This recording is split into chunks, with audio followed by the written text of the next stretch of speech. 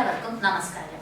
ഈ മാസം ഒക്ടോബർ ലോകമെമ്പാടും ബ്രസ്റ്റ് ക്യാൻസർ അവയർനെസ് മന്തായി ആചരിക്കുന്നു. ഈ സാഹചര്യത്തിൽ ഈ കൊറോണ കാലഘട്ടത്തിലും അനേകായിരങ്ങൾ അർബുദ രോഗത്ത് വിഷമിക്കുന്നു. സ്തനാർബുദം അതിൽ മുഖ്യ കാരണങ്ങളിലൊന്നാണ്.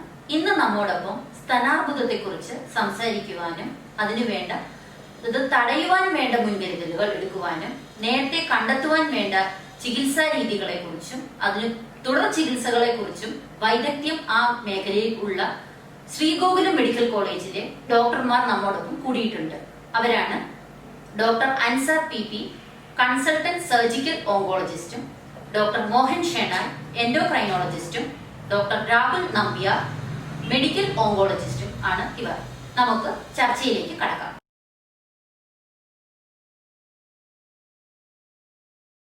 നമസ്കാരം, ഞാൻ ഡോക്ടർ മോഹൻ ഷെനായ്, ശ്രീഗോകുലം മെഡിക്കൽ കോളേജിലെ കൺസൾട്ടന്റ് എൻഡോക്രിനോളജിസ്റ്റ് ആണ്. ഇന്ന് നമ്മോടൊപ്പം സ്തനാർബുദം എങ്ങനെ തടയാം എന്ന വിഷയത്തെക്കുറിച്ച് doctor Ansar P, surgical oncologist ആണ്. ഡോക്ടറുമായിട്ട് നമുക്ക് സംവദിക്കാം. ഡോക്ടർ, എന്താണ് സ്തനാർബുദം? സ്തനത്തിൽ അസാധാരണമായ കോശങ്ങൾ ഉണ്ടാവുകയും അത് അനിയന്ത്രിതമായി വളരുകയും ചെയ്യുന്ന ഒരവസ്ഥയാണ് സ്തനാർബുദം. അത് സ്തനങ്ങളിൽ നിന്ന് കക്ഷത്തെ കഴകളിലേക്കും രക്തത്തിലൂടെ മറ്റവയവങ്ങളായ കരൾ, ശ്വാസകോശം, എല്ല് എന്നിവയിലേക്ക് വ്യാപിക്കാം. സ്തനാർബുദം സാധാരണയായി 4 സ്റ്റേജിൽ കാണപ്പെടുന്നു. സ്റ്റേജ് 1ലും 2ലും അത് മാറിൽ തന്നെ ഒതുങ്ങി നിൽക്കുകയും അല്ലെങ്കിൽ കക്ഷത്തെ കഴകളിലോട്ട് മാത്രം വ്യാപിക്കുകയും ചെയ്യുന്നു. എന്നാൽ 3, 4 സ്റ്റേജുകളിൽ കക്ഷത്തെ കഴകളിൽ ധാരാളമായി വ്യാപിക്കുകയും അല്ലെങ്കിൽ രക്തത്തിലൂടെ മറ്റ് അവയവങ്ങളിലേക്ക്, അതായത് കരള്, ശ്വാസകോശം, എല്ല് മുതലായ അവയവങ്ങളിലേക്കും വ്യാപിക്കുകയും ചെയ്യും. ഇതാണ് സ്തനാർബുദം. അപ്പോൾ ഇത് നല്ലൊരു ടോപ്പിക്കാണ്. അപ്പോൾ നെക്സ്റ്റ് ആയിട്ട് അറിയേണ്ട കാര്യം എന്ന് വെച്ചാൽ ഇത് എന്തുകൊണ്ടാണ് സംഭവിക്കുന്നതെന്നാണ്. അപ്പോൾ ഡോക്ടർ ഒന്ന് അതിനെക്കുറിച്ചൊന്ന് വിശദീകരിക്കാമോ? അപ്പോൾ സ്തനാർബുദം പ്രധാനമായും ഒരു ഹോർമോൺ ഡിപ്പെൻഡന്റ് ക്യാൻസറാണ്. ഈസ്ട്രോജൻ എന്ന ഹോർമോണിന്റെ പ്രവർത്തനമാണ് ഈ സ്തനാർബുദ കോശങ്ങളെ വളർത്താൻ, അതിന്റെ വളർച്ചയെ ത്വരിതപ്പെടുത്തുന്നത്. അപ്പോൾ ഈസ്ട്രോജന്റെ പ്രവർത്തനം ആർത്തവ ആരംഭം മുതൽ ആർത്തവ വിരാമം വരെയാണ്. ആർത്തവ ആരംഭം മുതൽ ആദ്യത്തെ കുഞ്ഞ് ജനിക്കുന്നത് വരെയുള്ള കാലയളവിൽ ഈസ്ട്രോജന്റെ പ്രവർത്തനം ഡയറക്റ്റായിട്ട് സ്തനങ്ങളിലെ കോശങ്ങളെ ബാധിക്കുന്നുണ്ട്. അപ്പോൾ ഈ ഒരു കാലഘട്ടം, ഈ ഒരു പീരീഡ് ദീർഘിക്കുകയാണെങ്കിൽ സ്തനാർബുദം വരാനുള്ള സാധ്യത കൂടും. ഉദാഹരണത്തിന്, ആർത്തവം ആരംഭിക്കുന്ന പ്രായം കുറയുക, 12 വയസ്സിന് താഴെ ആർത്തവം ആരംഭിക്കുക. ആദ്യത്തെ കുഞ്ഞ് ജനിക്കുന്ന പ്രായം കൂടുക, 33, 35 വയസ്സിന് ശേഷം ആദ്യത്തെ കുഞ്ഞ് ജനിക്കുക. ഇങ്ങനെ സംഭവിക്കുകയാണെങ്കിൽ 12 മുതൽ 35 വയസ്സ് വരെയുള്ള ഒരു നീണ്ട കാലഘട്ടം സ്തനങ്ങളിൽ ഈസ്ട്രോജന്റെ പ്രവർത്തനം നിരന്തരമായി നടക്കുകയും അത് വളർച്ചയെ ത്വരിതപ്പെടുത്തുന്ന ഒരു ഹോർമോൺ ആയതുകൊണ്ട് തൽഫലമായി മാറിൽ ക്യാൻസർ വരാനുള്ള സാധ്യത കൂടുകയും ചെയ്യുന്നു. അപ്പോൾ ആർത്തവം നേരത്തെ ആരംഭിക്കുക. ഇനി ആർത്തവ വിരാമം, സാധാരണഗതിയിൽ 45-നും 50 വയസ്സിനും ഇടയിൽ ആർത്തവ വിരാമം ഉണ്ടാകാറുണ്ട്. എന്നാൽ 50 വയസ്സിന് മുകളിൽ ശേഷമാണ് ആർത്തവ വിരാമം ഉണ്ടാകുന്നതെങ്കിലും അത്തരം ആൾക്കാർക്ക് സ്തനാർബുദം വരാനുള്ള സാധ്യത കൂടുന്നു. ഇനി മറ്റൊരു കാരണം കുട്ടികൾ ഉണ്ടാകാതിരിക്കുക, ഇൻഫെർട്ടിലിറ്റി അല്ലേ, അല്ലെങ്കിൽ വിവാഹം കഴിക്കാതിരിക്കുക, കുട്ടികളെ ഉണ്ടാകാതിരിക്കുക എന്നൊരു സാഹചര്യത്തിൽ, അല്ലെങ്കിൽ കുട്ടികൾ ഉണ്ടായിട്ടും അവരെ മുലയൂട്ടി വളർത്താതിരിക്കുക, ഇത്തരം കാര്യങ്ങൾക്കും കൊണ്ടും നമുക്ക് സ്തനാർബുദം വരാനുള്ള സാധ്യതയുണ്ട്. അതായത് കുട്ടികളെ മുലയൂട്ടി വളർത്തുന്നത് മൂലം സ്തനാർബുദം വരാനുള്ള സാധ്യത കുറയുന്നു. പാരമ്പര്യത്തിന് ഒരു പങ്കുണ്ടെന്ന് കേൾക്കുന്നു. അതിനെക്കുറിച്ചൊന്ന്. പാരമ്പര്യമായിട്ട് 5 മുതൽ 10% വരെ ക്യാൻസർ പാരമ്പര്യമായിട്ട് വരുന്നതാണ്.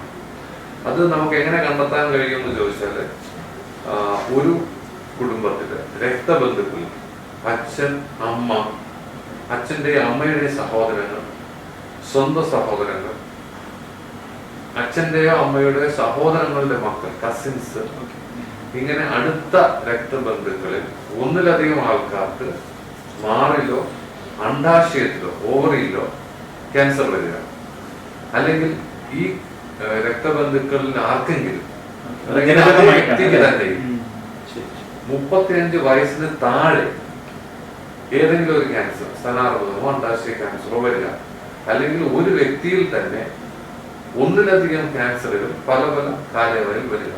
ഇങ്ങനെ ഒരു വ്യക്തി ഒരു കുടുംബത്തിൽ ഉണ്ടെങ്കിൽ ആ കുടുംബത്തിലെ ഒരു ജനിതകമായ തകരാറ് കൊണ്ടാണ് ഈ ക്യാൻസറുകൾ വന്നതെന്ന് നമുക്ക് അനുമാനിക്കാൻ സാധിക്കും. പക്ഷെ അങ്ങനെ പാരമ്പര്യമായ ക്യാൻസർ ഉണ്ടെങ്കിൽ ആരും വിഷമിക്കേണ്ട കാര്യമില്ല. കാരണം ആ വ്യക്തികൾ ക്യാൻസർ നേരത്തെ കണ്ടുപിടിക്കാനും ഫലപ്രദമായി ചികിത്സിക്കാനും നമുക്ക് സാധിക്കും.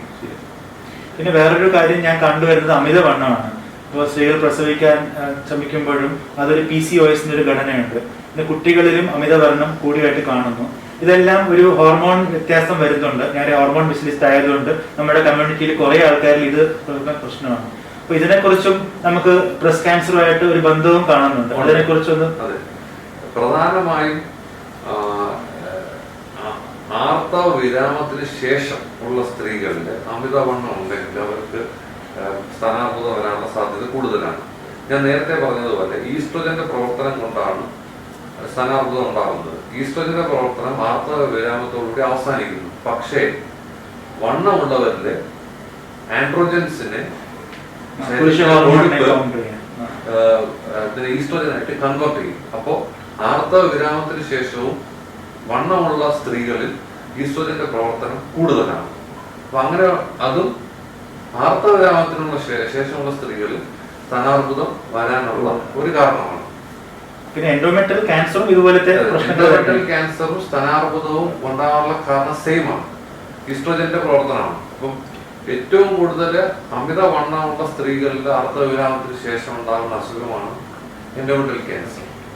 പിന്നീട് ഗർഭാശയ ക്യാൻസർ, എൻഡോമെട്രിയൽ ക്യാൻസർ. എങ്ങനെയാണ് പാരമ്പര്യ അർബുദം കണ്ടുപിടിക്കാനും ചികിത്സിക്കുവാനുള്ള മാർഗങ്ങൾ ഒന്ന് നിർദ്ദേശിക്കാനും?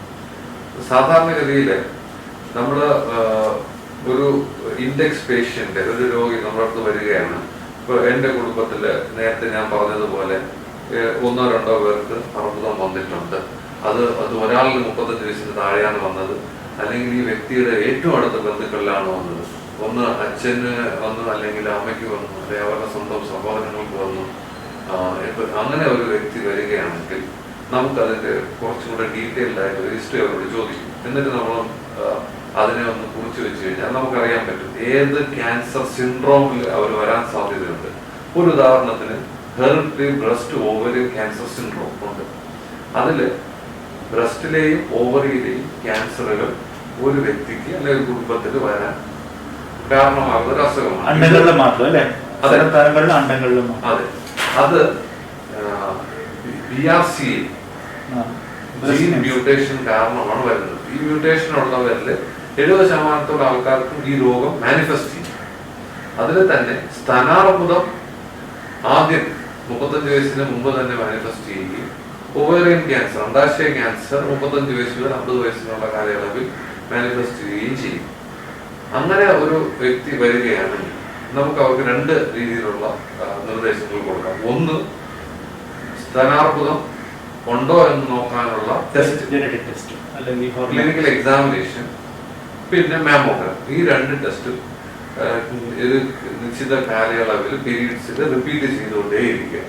അപ്പം മാലിഗ്നൻസി അല്ലെങ്കിൽ ക്യാൻസർ അവിടെ ആരംഭിക്കുന്ന സമയത്ത് തന്നെ കണ്ടുപിടിച്ച് ഉടനെ ചികിത്സിക്കാം. രണ്ടാമത്തത്, ഈ കുടുംബത്തില് ഇതിനു മുമ്പ് രോഗം വന്ന വ്യക്തിയെ നമ്മൾ അയാളുടെ ജീൻ എടുത്തിട്ട്, അയാളുടെ ബ്ലഡ് എടുത്തിട്ട് ജീൻ ടെസ്റ്റ് ചെയ്യണം. അതില് ഒരു മ്യൂട്ടേഷൻ നമ്മൾ കണ്ടെത്തുകയാണെങ്കിൽ ഈ വ്യക്തിയുടെയും തീർച്ചയായിട്ടും ആധുനികമായ ചികിത്സാ രീതികളും ഉണ്ട്. പിന്നെ നമ്മൾ ഇതുപോലെ കേട്ട കുറെ സംഗതികളുണ്ട്. പക്ഷെ പ്രധാനമായിട്ടും സ്തനാർബുദത്തെ കുറിച്ച് ചോദിക്കുകയാണ്. ഇതെങ്ങനെയാണ് നമ്മൾ നേരത്തെ കണ്ടുപിടിക്കാനും എങ്ങനെ നമുക്ക് തടയാനോ അത് മുൻകരുതൽ എന്തൊക്കെയാണ് പാലിക്കേണ്ടത്? അപ്പോ ഈ കാലഘട്ടത്തില് പൊതുവില് നമ്മുടെ ജീവിത രീതിയിലുള്ള വന്ന ഒരു മാറ്റം കൊണ്ടാണ് സ്തനാർബുദം ഇപ്പൊ കൂടുതലായി കാണുന്നത്. ഏറ്റവും കൂടുതൽ ഇന്ന് സ്ത്രീകളിൽ കാണുന്ന അർബുദം സ്തനാർബുദമാണ്. ഇപ്പൊ ഞാൻ നേരത്തെ വിശദീകരിച്ച കാരണങ്ങളിൽ തന്നെ നമുക്ക് വ്യക്തമാകും. ഒന്ന്, ആർത്തവം നേരത്തെ ആരംഭിക്കുന്നു. 2, നമ്മൾ ആദ്യത്തെ കുഞ്ഞ് ജനിക്കുന്ന പ്രായം കുറച്ച് മുന്നോട്ട് തള്ളി വെച്ചിരിക്കുന്നു. അതുപോലെ തന്നെ പല പല സാഹചര്യങ്ങളാൽ കുട്ടികൾക്ക് മുലയൂട്ടി വളർത്താൻ കഴിയാതെ പിന്നെ ഇൻഫെർട്ടിലിറ്റി റേറ്റ് കൂടുതലാണ് ഇപ്പോ. അതുപോലെ തന്നെ ഏതെങ്കിലും തരത്തിൽ oral contraceptive pills, hormone treatments 5 വർഷത്തിൽ കൂടുതൽ നിരന്തരമായി എടുക്കുകയാണെങ്കിലും അവർക്ക് ബ്രസ്റ്റ് ക്യാൻസർ വരാനുള്ള സാധ്യത കൂടുതലാണ്. അപ്പോ നമ്മൾ ശ്രദ്ധിക്കേണ്ടത്, ഒന്ന്, വിവാഹം കഴിക്കുകയും ആദ്യത്തെ കുഞ്ഞ് ഒരു 30 വയസ്സിന് താഴെ ജനിപ്പിക്കുകയും ചെയ്യുക. ജനിക്കുന്ന കുട്ടികൾക്ക് കൃത്യമായി മുലയൂട്ടി വളർത്തുക. 6 മാസം നിർബന്ധമായും 2 വർഷം വരെ അഭികാമ്യമായി പാല് കൊടുക്കുക കുട്ടികൾക്ക്. ഇത് കുട്ടികളുടെ ആരോഗ്യത്തിൽ നല്ലതാണ്, അമ്മയ്ക്ക് ക്യാൻസർ വരുന്നതിൽ നിന്ന് തടയുകയും ചെയ്യും.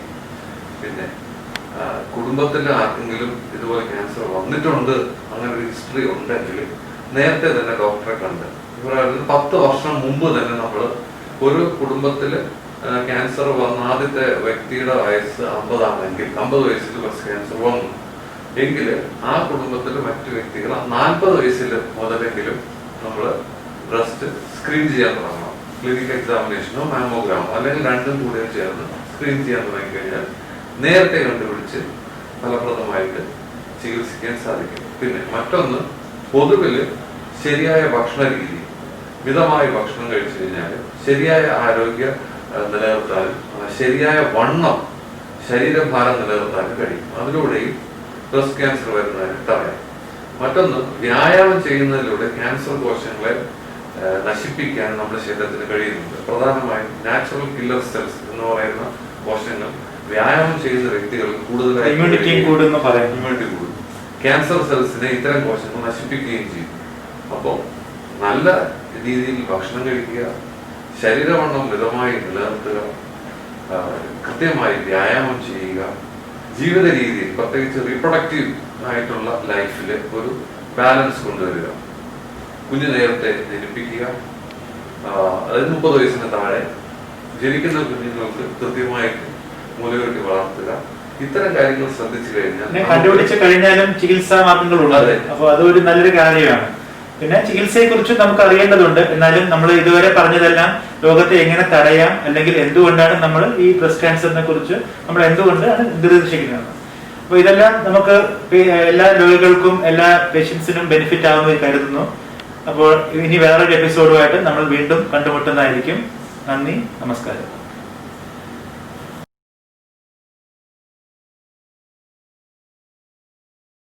എല്ലാവർക്കും നമസ്കാരം. ഞാൻ ഡോക്ടർ രാഹുൽ നമ്പ്യാർ, ശ്രീ ഗോകുലം മെഡിക്കൽ കോളേജിലെ മെഡിക്കൽ ഓങ്കോളജിസ്റ്റ് ആണ്. ബ്രസ്റ്റ് ക്യാൻസർ നേരത്തെ കണ്ടെത്തിയാൽ പൂർണ്ണമായി ചികിത്സിച്ച് ഭേദപ്പെടുത്താൻ പറ്റുന്ന ഒരു അസുഖമാണ്. ബ്രസ്റ്റ് ക്യാൻസർ ഏർലി ഡിറ്റക്ഷനെ കുറിച്ച് ഇന്ന് സംസാരിക്കാൻ നമ്മോടൊപ്പം doctor Ansar PP, surgical oncologist, Shri Gokulam medical college ഉണ്ട്. ബ്രസ്റ്റ് ക്യാൻസറുടെ രോഗലക്ഷണങ്ങൾ എന്തൊക്കെയാണ് ഡോക്ടർ? ബ്രസ്റ്റ് ക്യാൻസർ നേരത്തെ കണ്ടെത്തിയാൽ അത് പൂർണ്ണമായും ഭേദമാക്കാൻ കഴിയും. പക്ഷെ നേരത്തെ കണ്ടെത്തണമെങ്കിൽ ബ്രസ്റ്റ് ക്യാൻസറിന്റെ ലക്ഷണങ്ങൾ നമ്മൾ മനസ്സിലാക്കിയിട്ട് നേരത്തെ ചികിത്സ തേടണം. സാധാരണഗതിയിൽ 40 വയസ്സിന് മുകളിൽ പ്രായമുള്ള സ്ത്രീകളിൽ അല്ലെങ്കിൽ ആർത്തവ വിരാമത്തിന് ശേഷമുള്ള സ്ത്രീകളിൽ അവരുടെ മാറിൽ കണ്ടുവരുന്ന വേദനരഹിതമായ, വേദനയില്ലാത്ത മുഴകളാണ് ഏറ്റവും സാധാരണയായി ബ്രസ്റ്റ് ക്യാൻസറിന്റെ ലക്ഷണം. ഈ മുഴയല്ലാതെ മറ്റെന്തെങ്കിലും രോഗലക്ഷണങ്ങളുണ്ടോ?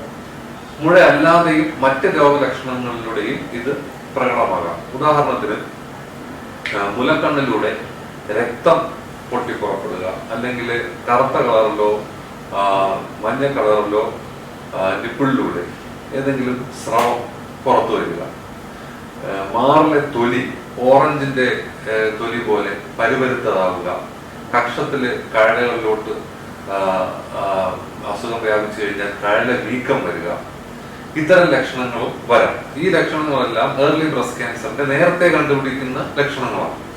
എന്നാൽ അസുഖം മൂർച്ഛിച്ച അവസ്ഥയിലാണെങ്കിൽ ശരീരത്തിന് ഭാരക്കുറവ്, വിശപ്പില്ലായ്മ, എല്ലുകളിലോട്ട് വ്യാപിച്ചു കഴിഞ്ഞാൽ നടുവേദന, എല്ലുവേദന, ശ്വാസകോശത്തിലോട്ട് വ്യാപിച്ചു കഴിഞ്ഞാൽ ചുമ, രക്തം തുപ്പുക, ഇതുപോലുള്ള ലക്ഷണങ്ങൾ, വയറിലോട്ട് വ്യാപിച്ചു കഴിഞ്ഞാൽ വയറിന് പെരുക്കം വരിക, ഇങ്ങനെയുള്ള ലക്ഷണങ്ങളിലും രോഗി ഈ ബ്രസ്റ്റ് ക്യാൻസറായി നമ്മുടെ മുമ്പിലെത്താം. ഈ മാറിൽ മുഴ കണ്ടെത്തിയാൽ സ്ത്രീകൾ എന്താണ് ചെയ്യേണ്ടത്? അപ്പോൾ ഇങ്ങനെ ബ്രസ്റ്റ് ക്യാൻസറിന്റെ ലക്ഷണം മാറിൽ വരുന്ന മുഴയാണെന്ന് നമ്മൾ മനസ്സിലാക്കി കഴിഞ്ഞാൽ, പ്രത്യേകിച്ച് വേദന ഇല്ലാത്ത മുഴകളാണെന്ന് നമ്മൾ മനസ്സിലാക്കി കഴിഞ്ഞാൽ, സാധാരണഗതിയിൽ നമ്മൾക്ക് ബുദ്ധിമുട്ടുണ്ടാക്കാത്ത മുഴകളെല്ലാം നമ്മൾ അവഗണിക്കുകയാണ് ചെയ്യുന്നത്. പനിയോ വേദനയോ ഇല്ലെങ്കിൽ നമ്മൾ ഒരിക്കലും ഒരു ഡോക്ടറെ കാണാൻ പോകാറില്ല. പക്ഷേ ബ്രസ്റ്റ് ക്യാൻസറിന്റെ കാര്യത്തിൽ അങ്ങനെയല്ല. വേദന ഇല്ലാത്ത മുഴയാണെങ്കിലും നമ്മൾ ഉടനെ തന്നെ ഒരു ക്യാൻസർ രോഗ വിദഗ്ധനെ പോയി കണ്ട് മാറിന്റെ വിശദമായ പരിശോധന നടത്തുക. പരിശോധിച്ചതിന് ശേഷം മാറിന്റെ എക്സ്റേ ആയ മാമോഗ്രാം എന്നൊരു ടെസ്റ്റ് ചെയ്തിട്ട് ഈ മുഴ ശരിക്കും ക്യാൻസർ ആണോ അല്ലെങ്കിൽ ക്യാൻസർ ഉണ്ടാകാൻ സാധ്യതയുള്ള മുഴയാണോ എന്ന് ഡോക്ടർ മനസ്സിലാക്കും. ക്യാൻസർ ഉണ്ടാകാൻ സാധ്യതയുള്ള മുഴയോ ആണെങ്കിൽ ആ മുഴയിലൂടെ ഒരു നീഡിൽ ഉപയോഗിച്ച് അതിൽ നിന്നൊരു സാമ്പിൾ എടുത്ത് ടെസ്റ്റ് ചെയ്ത് അതാണോ ഇല്ല എന്ന് ഉറപ്പാക്കാൻ കഴിയും. മാത്രമല്ല, ഈ ടെസ്റ്റ് ഒരു വലിയ സർജറിയിലൂടെ ചെയ്യേണ്ട കാര്യമില്ല. അത് ഓഫീസ് പ്രൊസീജിയറായി ചെയ്ത് അന്ന് തന്നെ ഈ വരുന്ന വ്യക്തിക്ക് തിരിച്ച് വീട്ടിൽ പോകാൻ സാധിക്കുന്നതാണ്.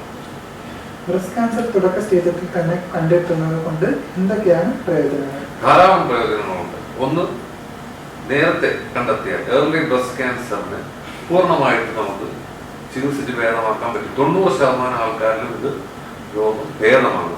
2, ബ്രസ്റ്റ് മുഴുവനായിട്ട് എടുത്ത് മാറ്റേണ്ട കാര്യം വരുന്നു. മുഴ മാത്രം എടുത്ത് ചികിത്സിക്കാൻ സാധിക്കും. 3, ചികിത്സയുടെ നമ്പർ ഓഫ് മൊഡാലിറ്റീസ്. നമുക്ക് ബ്രസ്റ്റ് ക്യാൻസർ ചികിത്സയ്ക്ക് സർജറി ഉണ്ട്, റേഡിയേഷൻ ഉണ്ട്, കീമോതെറാപ്പി ഉണ്ട്, ഹോർമോൺ തെറാപ്പി ഉണ്ട്. ഇത്തരം ചികിത്സകളിലെ നമ്പർ ഓഫ് മൊഡാലിറ്റീസിന്റെ എണ്ണം നമുക്ക് ഏർലി ബ്രസ്റ്റ് ക്യാൻസർ ആണെങ്കിൽ കുറയ്ക്കാൻ കഴിയും. അങ്ങനെ ചെയ്യുന്നതിലൂടെ ചികിത്സയുടെ പാർശ്വഫലങ്ങൾ കുറയ്ക്കാൻ കഴിയും. സാമ്പത്തികമായ ചിലവ് വളരെ ഗണ്യമായി കുറയ്ക്കാൻ കഴിയും. അങ്ങനെ നിരവധി നേട്ടങ്ങളുണ്ട് ഈ രോഗം നേരത്തെ കണ്ടെത്തിയാൽ. അങ്ങനെ നിർണയിച്ചു കഴിഞ്ഞാൽ ഏർലി ബ്രസ്റ്റ് ക്യാൻസറിനെ നമുക്ക് എങ്ങനെ ചികിത്സിക്കാം? ഏർലി ബ്രസ്റ്റ് ക്യാൻസറിന്റെ ഫസ്റ്റ് മൊഡാലിറ്റി ഓഫ് ട്രീറ്റ്മെന്റ് സർജറിയാണ്.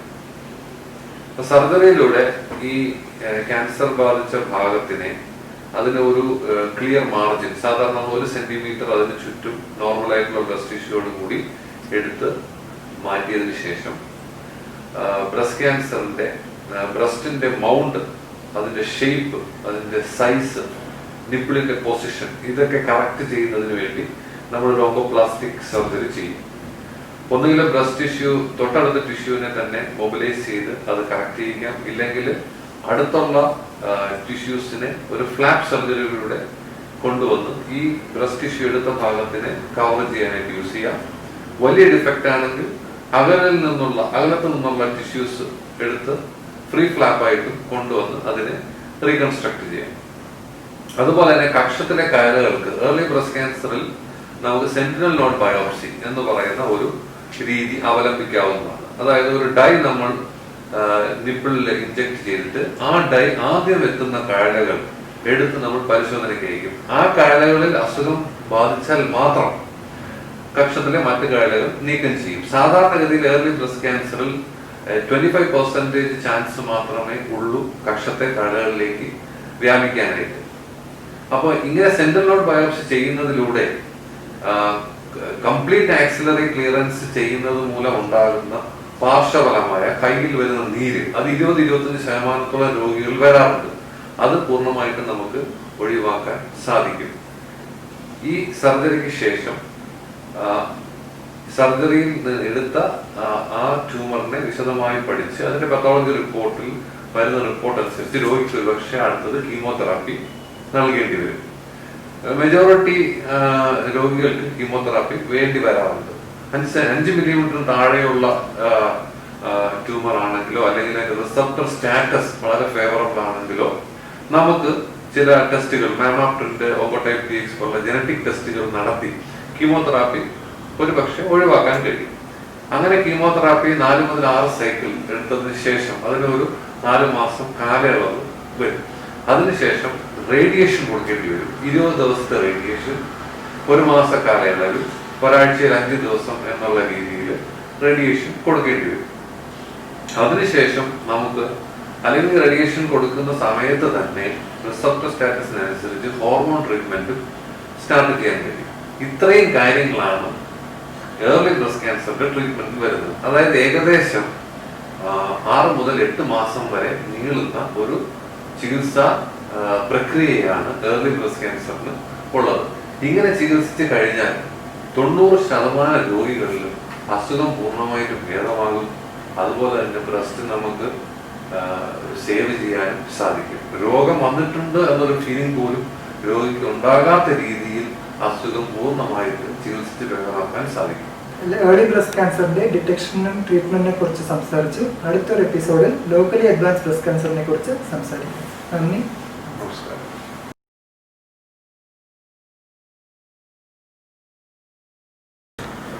നമസ്കാരം, ഞാൻ doctor Ansar PP, consultant surgical oncologist, Shri Gokulam medical college. Early breast cancer മാനേജ്മെന്റിനെ കുറിച്ച് കഴിഞ്ഞ എപ്പിസോഡിൽ നമ്മൾ സംസാരിച്ചു. ഇന്ന് ലോക്കലി അഡ്വാൻസ്ഡ് ബ്രസ്റ്റ് ക്യാൻസറിന്റെ ചികിത്സയെക്കുറിച്ച് സംസാരിക്കുന്നതിനായി നമ്മോടൊപ്പം ചേരുന്നത് doctor Rahul Nambiar, consultant medical oncologist, Shri Gokulam medical college. Doctor, സ്വാഗതം. ലോക്കലി അഡ്വാൻസ്ഡ് ബ്രസ്റ്റ് ക്യാൻസർ എന്താണെന്ന് നമുക്ക് ഡോക്ടറിനോട് ചോദിച്ച് മനസ്സിലാക്കണം. Locally advance breast cancer 5 centimetre മുകളിൽ വലുപ്പമുള്ള മുഴ, മാറിലെ തൊലിയിലോ നെഞ്ചിന്റെ ഭിത്തിയിലോ വ്യാപിച്ചിട്ടുള്ള അസുഖം, കക്ഷത്തിൽ ഒന്നിൽ കൂടുതൽ വ്യാപിച്ചിട്ടുള്ള അസുഖം, എന്നാൽ മാറിനും കക്ഷത്തിലും അല്ലാതെ മറ്റ് അവയവങ്ങളിലൊന്നും വ്യാപിച്ചിട്ടില്ലാത്ത അസുഖത്തെയാണ് ലോക്കലി അഡ്വാൻസ് ബ്രസ്റ്റ് ക്യാൻസർ എന്ന് വിശേഷിക്കുന്നത്. ഈ ലോക്കലി അഡ്വാൻസ്ഡ് ബ്രസ്റ്റ് ക്യാൻസർ എങ്ങനെ നമുക്ക് തീർച്ചപ്പെടുത്താൻ കഴിയും ഇത് ലോക്കലി അഡ്വാൻസ്ഡ് ബ്രസ്റ്റ് ക്യാൻസർ ആണെന്ന്? ഇത്തരത്തിൽ മുഴകളുള്ള രോഗികളിൽ നമ്മൾ നെഞ്ചിന്റെയും വയറിന്റെയും CT സ്കാനും ബോൺ സ്കാനും ചെയ്ത് അസുഖത്തിന്റെ വ്യാപനം സ്ഥിരീകരിച്ചതിന് ശേഷം ലോക്കലി അഡ്വാൻസ് ബ്രസ്റ്റ് ക്യാൻസറിനെ സ്ഥിരീകരിക്കാം. ഇപ്പോ ഇങ്ങനെ ഒരു രോഗി വന്നു കഴിഞ്ഞാൽ ഇപ്പോ ഇവർക്ക് എന്ത് ചികിത്സയാണ് ആദ്യം കൊടുക്കേണ്ടത്? ലോക്കലി അഡ്വാൻസ് ബ്രസ്റ്റ് ക്യാൻസറിൽ ക്യാൻസർ കോശങ്ങൾ മറ്റ് അവയവങ്ങളിലോട്ട് വ്യാപിക്കാനുള്ള സാധ്യതകൾ കൂടുതലാണ്. അതുകൊണ്ട് ഏർലി ബ്രസ്റ്റ് ക്യാൻസറിനെ പോലെ തുടക്കം സർജറി ചെയ്യാൻ പറ്റത്തില്ല. ഇത്തരത്തിലുള്ള പേഷ്യൻസിൽ കീമോതെറാപ്പി കൊടുത്തതിന് ശേഷം ക്യാൻസർ കോശങ്ങളെ നശിപ്പിച്ചതിന് ശേഷം മാത്രമേ സർജറി ചെയ്യാൻ പാടുള്ളൂ. അപ്പോൾ ഈ ക്യാൻസർ കോശങ്ങൾ രക്തത്തിലൂടെ ശരീരത്തിൽ പല സ്ഥലത്തും വ്യാപിക്കാനുള്ള സാധ്യത ലോക്കലി അഡ്വാൻസ്ഡ് ബ്രസ്റ്റ് ക്യാൻസറിൽ കൂടുതലായതുകൊണ്ട് ശരീരത്തിൽ മൊത്തം എത്തുന്ന കീമോതെറാപ്പി ആദ്യം കൊടുക്കണം, എന്നിട്ട് അത്തരം കോശങ്ങളെ നശിപ്പിക്കണം. അപ്പോ നമുക്കൊരു സർജറി ചെയ്യാതെ തന്നെ ഈ അസുഖം കണ്ടെത്താൻ പറ്റുമോ? ഉറപ്പായിട്ട് തീർച്ചപ്പെടുത്താൻ പറ്റുമോ? സർജറി ചെയ്യാതെ തന്നെ നീഡിൽ ബയോപ്സി എന്ന് പറയുന്ന OP പ്രൊസീജിയറിലൂടെ നമുക്ക് അസുഖം സ്ഥിരീകരിക്കാൻ പറ്റും. ഇത്തരത്തിൽ നീഡിൽ ബയോപ്സി ചെയ്ത് അസുഖം സ്ഥിരീകരിച്ചതിന് ശേഷം കീമോതെറാപ്പി ഒരാഴ്ചക്കകം തന്നെ തുടങ്ങാനും പറ്റും. അപ്പോൾ കീമോതെറാപ്പി തുടങ്ങാനുള്ള കാലതാമസം നമുക്ക് ഒഴിവാക്കാം. അപ്പോ ഈ സർജറിക്ക് വേണ്ടിയിട്ട് നമ്മൾ സർജറി ചെയ്യുകയാണെങ്കിൽ നഷ്ടപ്പെടുന്നു. ഇപ്പോൾ സർജറി ചെയ്താൽ 1 മാസത്തോളം കഴിഞ്ഞാലേ പിന്നെ കീമോ തുടങ്ങാൻ സാധിക്കുള്ളൂ. അത് നമുക്ക് ഒഴിവാക്കാൻ പറ്റും. അങ്ങനെ ഈ കീമോതെറാപ്പി ആദ്യം കൊടുക്കുന്നത് കൊണ്ട് എന്തൊക്കെ പ്രയോജനങ്ങൾ കിട്ടും? കീമോതെറാപ്പി ആദ്യം കൊടുക്കുന്നതുകൊണ്ട് അസുഖം പടരുന്നതിനെ തടയാൻ, അതായത് സ്റ്റേജ് 4 പോകുന്നതിനെ തടയാൻ സാധിക്കും. അസുഖം പടരുന്നത് തടയാൻ മുഴയുടെ വലിപ്പം കുറയ്ക്കാൻ പറ്റും. മാറ് മുഴുവനായി മുറിച്ച് മാറ്റുന്നത് ഒഴിവാക്കി ബ്രസ്റ്റ് കൺസർവേഷൻ സർജറിയിലൂടെ ചികിത്സ കൊടുക്കാൻ പറ്റും. ഇതാണ് കീമോതെറാപ്പി തുടക്കത്തിൽ കൊടുക്കുന്നത് കൊണ്ടുള്ള ഉപയോഗങ്ങൾ. കീമോതെറാപ്പി കഴിഞ്ഞാൽ പിന്നെ മറ്റ് എന്തൊക്കെ ചികിത്സകൾ കൂടി ഈ ലോക്കലി അഡ്വാൻസ്ഡ് ബ്രസ്റ്റ് ക്യാൻസറിന് വേണ്ടി നമുക്ക് ചെയ്യേണ്ടി വരും? കീമോതെറാപ്പി കൊടുത്തതിന് ശേഷം നിർബന്ധമായും locally advance breast cancer patients സർജറിയും റേഡിയേഷൻ തെറാപ്പിയും നിർബന്ധമായി എടുക്കേണ്ടതാണ്. കീമോതെറാപ്പിക്ക് ശേഷം സർജറി മാറ് മുഴുവനായി മുറിച്ച് മാറ്റുന്ന ശസ്ത്രക്രിയയോ അല്ലെങ്കിൽ മുഴകൾ മാത്രം നീക്കം ചെയ്യുന്ന ശസ്ത്രക്രിയയോ ചെയ്യാൻ പറ്റും. ചില പേഷ്യൻസിൽ ഹോർമോൺ തെറാപ്പിയിൽ ടാർഗറ്റഡ് തെറാപ്പിയായ ട്രാസ്റ്റുസിമാബ് എന്ന് പറയുന്ന മരുന്നും കൊടുക്കേണ്ട വേണ്ടി വരാം. എത്ര നാൾ വരെ ഹോർമോൺ തെറാപ്പി കൊടുക്കേണ്ടി വരും? ഹോർമോൺ തെറാപ്പി സാധാരണയായി ഹോർമോൺ പോസിറ്റീവ് ബ്രസ്റ്റ് ക്യാൻസർ എന്ന് പറയുന്ന ഗ്രൂപ്പിൽ പെടുന്ന പേഷ്യൻസിനാണ് കൊടുക്കുന്നത്. ഇത് 60 തൊട്ട് 70% ബ്രസ്റ്റ് ക്യാൻസർ പേഷ്യൻസും ഈ ഹോർമോൺ പോസിറ്റീവ് ടൈപ്പിൽ വരുന്നതാണ്. ഇത് ലോക്കലി അഡ്വാൻസ് ബ്രസ്റ്റ് ക്യാൻസർ പേഷ്യൻസിന് റേഡിയേഷന് ശേഷമാണ് കൊടുക്കുന്നത്. ഇത് 5 തൊട്ട് 10 വർഷം വരെ ഹോർമോൺ തെറാപ്പി എത്ര കാലം കൊടുക്കേണ്ടി വരും? Hormone therapy hormone positive breast cancer പേഷ്യൻസിലാണ് കൊടുക്കുന്നത്. ഇത് 60 തൊട്ട് 70% ബ്രസ്റ്റ് ക്യാൻസർ പേഷ്യൻസും ഹോർമോൺ പോസിറ്റീവ് ഗ്രൂപ്പിൽ പെടുന്നതാണ്. ഹോർമോൺ തെറാപ്പി ടാബ്ലറ്റ് രൂപത്തിലാണ് കൊടുക്കുന്നത്. ഇത് 5 തൊട്ട് 10 വർഷങ്ങൾക്ക് വരെ ഹോർമോൺ തെറാപ്പി കൊടുക്കേണ്ടതാണ്. ഹോർമോൺ തെറാപ്പിക്ക് കീമോതെറാപ്പി സൈഡ് എഫക്ട്സ് ആയ മുടി പോകുന്ന പ്രശ്നമോ അല്ലെങ്കിൽ ഛർദിലോ കൗണ്ട് കുറയുന്ന പ്രശ്നങ്ങളൊന്നും ഈ ഹോർമോൺ തെറാപ്പിക്ക് ഇല്ല. സാധാരണഗതിയിൽ കീമോതെറാപ്പി എന്ന് പറയുമ്പോഴേക്കും കീമോ ഇഞ്ചക്ഷൻ എടുക്കുന്നതിന്റെ വേദനയാണ് രോഗികൾക്കുള്ള ഒരു പ്രധാന ബുദ്ധിമുട്ട്. അങ്ങനെയുള്ള വേദന ഒഴിവാക്കിയിട്ട് കീമോ കൊടുക്കാൻ എന്തെങ്കിലും മാർഗങ്ങളുണ്ടോ? കീമോതെറാപ്പി സാധാരണയായി ഡ്രിപ്പായിട്ട് കയ്യിലെ ഞരമ്പിലാണ് കൊടുക്കുന്നത്. ഇങ്ങനെ ഡ്രിപ്പായിട്ട് കൊടുക്കുമ്പോൾ ഈ മരുന്ന് രക്തക്കുഴലിൽ നിന്ന് വെളിയിൽ വന്ന് എക്സ്ട്രാവസേഷൻ റിയാക്ഷൻ അല്ലെങ്കിൽ രക്തക്കുഴലിൽ ഇൻഫ്ലമേഷൻ സംഭവിക്കുക, അതായത് ത്രോംബോഫ്ലെബൈറ്റിസ് എന്ന് പറയുന്ന കണ്ടീഷൻ വരുമ്പോഴാണ് ഈ വേദന വരുന്നത്. അത് ഒഴിവാക്കാൻ വേണ്ടി കീമോ പോർട്ട് എന്ന് പറയുന്ന ഡിവൈസ് സർജറിയിലൂടെ നമുക്ക് പേഷ്യൻസിന് പിടിപ്പിക്കാൻ പറ്റുന്നതാണ്. കീമോ പോർട്ടിലൂടെ ഇത്തരത്തിലുള്ള കോംപ്ലിക്കേഷൻസ്, അതായത് ത്രോംബോഫ്ലെബൈറ്റിസും എക്സ്ട്രാവസേഷൻ റിയാക്ഷനും ഒഴിവാക്കി വേദനയില്ലാതെ പേഷ്യൻസിന് കീമോതെറാപ്പി നൽകാൻ സാധ്യമാണ്. ലോക്കലി അഡ്വാൻസ്ഡ് ബ്രസ്റ്റ് ക്യാൻസറിന്റെ ചികിത്സയെ കുറിച്ച് ഇന്ന് നമ്മളോടൊപ്പം സംസാരിച്ചത് doctor Rahul Nambiar, consultant medical oncologist, Sreegokulam medical college. Metastatic breast ക്യാൻസറിന്റെ മാനേജ്മെന്റിനെ കുറിച്ച് സംസാരിക്കാൻ മറ്റൊരു എപ്പിസോഡുമായി വീണ്ടും കാണാം. നമസ്കാരം. Pink October, give hope, save lives.